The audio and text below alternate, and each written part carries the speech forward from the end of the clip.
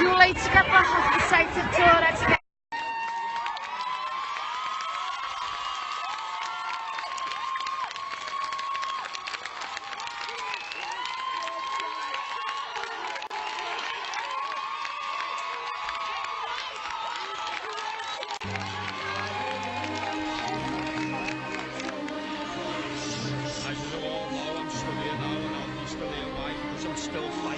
I'm still fighting, and so is Alfie. My son belongs to Italy, and I'm not stopping this fight until Alfie tells me to. Alfie will tell me to fight and stop fighting. I love this army, I love Alfie, and I love Pete, and I love...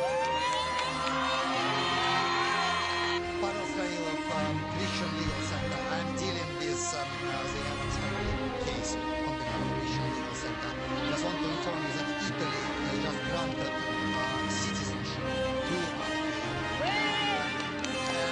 the Italian ambassador has urgently contacted the court with the request for the Italian government to be allowed to intervene in the case and seek the return of their citizen Alfie Evans to Italy. We don't know what the response will be and whether it is going to stop the withdrawal of treatment here, but these are the news. Thank you. We certainly hope that Alfie can be cared for by the medics which his parents have chosen for him. If a society is best judged by the quality of its mercy, well, Britain's socialized medical system appears to be failing that test. 23-month-old Alfie Evans' neurological condition doctors have been unable to diagnose. He was taken off life support by court order on Monday. Yesterday, an appeals court refused to let Alfie's parents take him to Italy, which is offering an alternative treatment and citizenship. Here to discuss why little Alfie's life matters and what it tells us about socialized medicine is Brexit leader Nigel Farage in London, and this is a live show, and it's the middle of the night. Nigel, thank you so much for being here. I've been praying for Alfie and his family, but I have a question for you tonight. How can courts in the EU and in the UK prevent a family from removing their child from a hospital and taking him or her to another country for treatment? How is that even happening? Well, what's happening here is the rights of the parent to do what they think are right are being taken away from them. We have a case here, and by the way, it's not the first. We had a big one last year concerning a small boy called Charlie Gard who wanted to go to America for treatment that was not available in the UK. And in this case, with young Alfie, there's treatment available in Italy that is not available here. Now, the little boy is very sick, but I mean, any parent in the world who's got a child that's sick would move heaven and earth if somebody else could offer them a different treatment. And yet, what happens here is our state-run medical system decides there is nothing else that can be done, and backed up by state courts, they make a decision that those parents are not fit to move their child somewhere else. And when you think about this case, I mean, the Pope's intervened, the Italian president even granted the boy Italian citizenship, and still the medical profession and the courts say, no, we're sorry, we're putting the plug, the life support machine has been turned off. So this gets to the absolute heart of how much freedom does the individual have, how much decision-making process do the parents have, or are our children now owned by the state?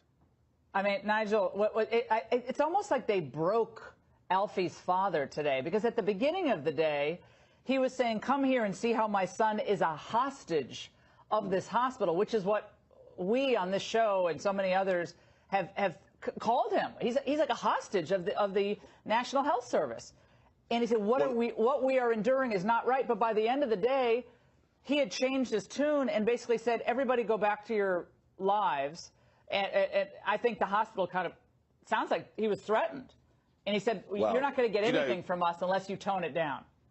There was a picture yesterday of this hospital, Alderhay Hospital in northwest of England, with 20 uniformed police officers standing outside the door of the hospital to stop little Alfie being taken out and to stop protesters from getting in, using the police to keep the child in the hospital. Now, these parents have been through every single legal process available to them.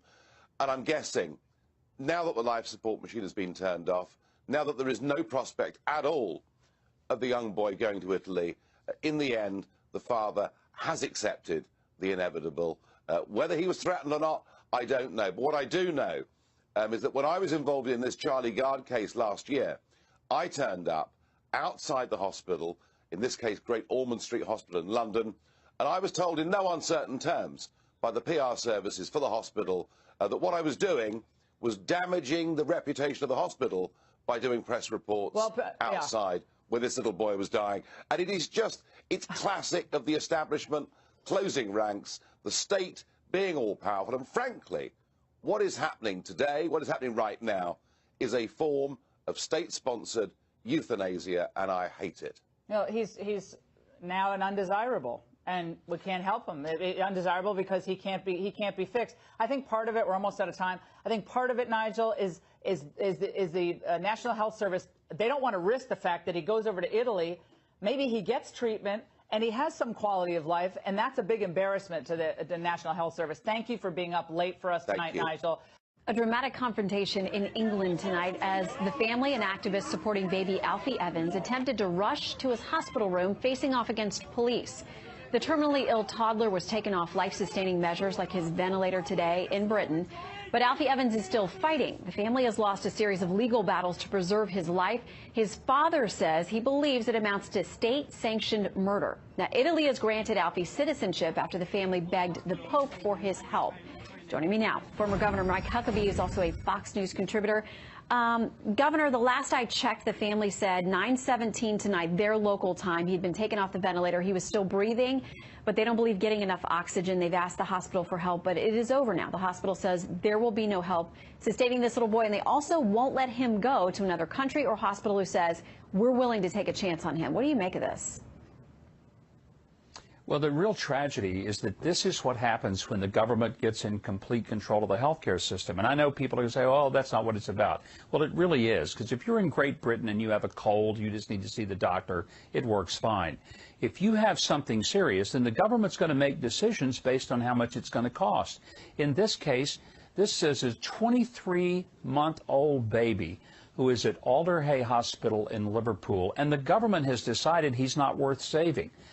I hate even to let those words come out of my mouth. There's no such thing as a disposable human being, as an expendable, worthless human being. But that's the decision that the British government has made. The Italian government has declared this young boy to be a citizen. They're willing to take him in, and the British government says, no, we're not going to let him leave. We're going to go ahead and kill him. I just find this chilling.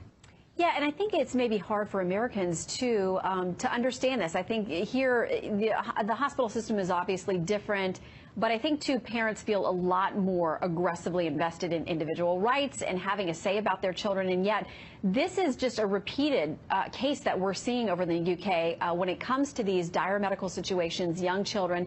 And these are parents without great means. These are youngsters themselves, early 20s.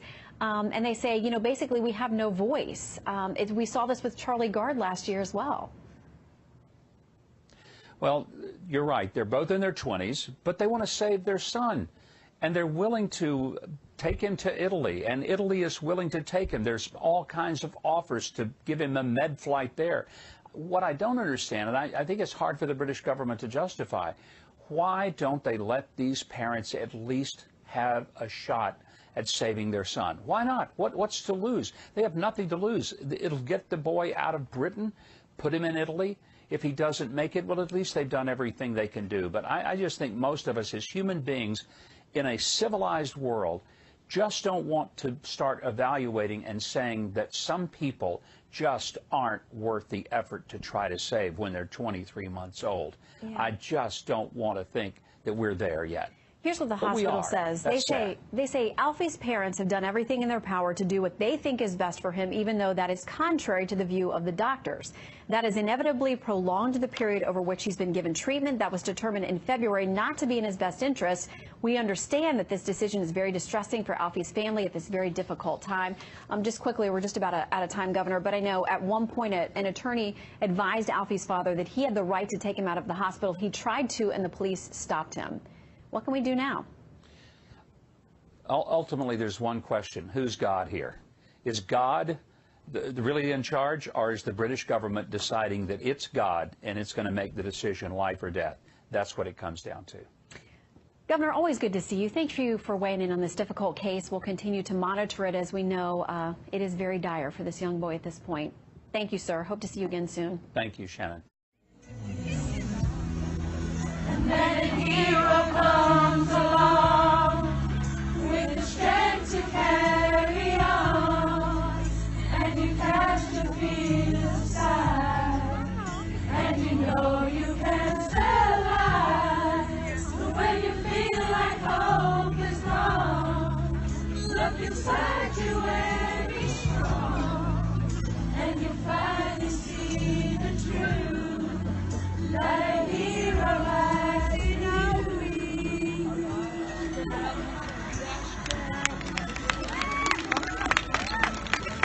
It's a long road when you face the world alone.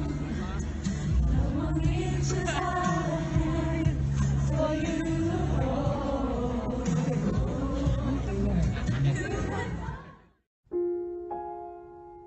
With this new tweet, Pope Francis pleads for the will of Alfie Evans' parents to be respected. He asks that their suffering be heard and that new forms of treatment may be granted. It's the fourth time the Pope advocates for the life of the little boy.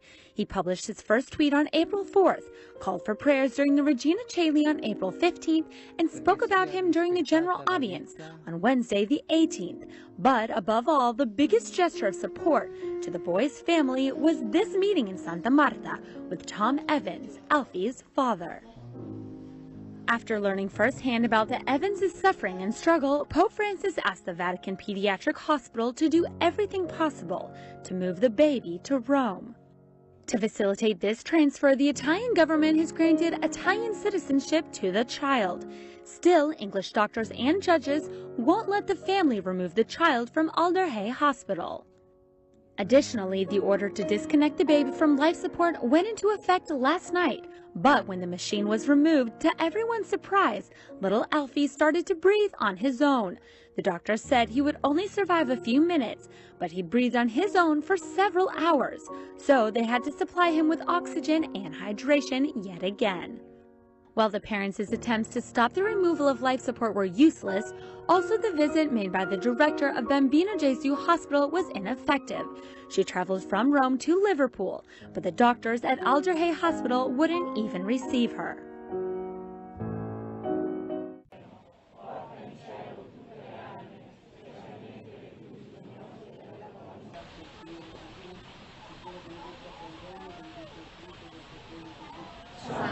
We're here tonight to pray, to ask for God's intercession for the life of Alfie Evans, for his family as they're going through these difficulties, trying to protect him, trying to find him healing treatment, and really to witness to the sacredness, to the dignity of human life in all of its stages, that life and death belong to God, not to a government.